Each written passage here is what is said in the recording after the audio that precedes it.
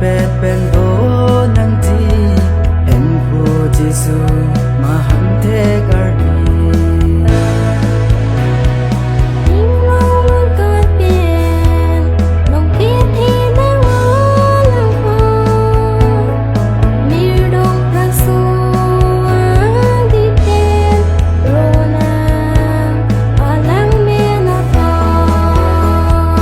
Christmas, oh Christmas, happy Merry Christmas. Hapchingon punitun ani aro.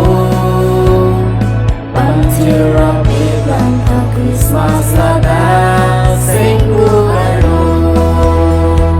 Christmas, oh Christmas, happy Merry Christmas. Hapchingon punitun ani aro.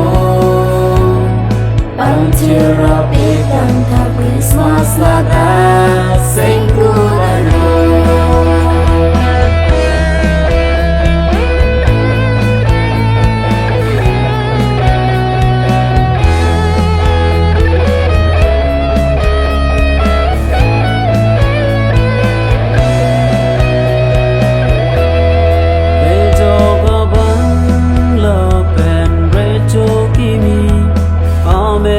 Cristo Emmanuel Tunay atha kanong te atha ning sampe dona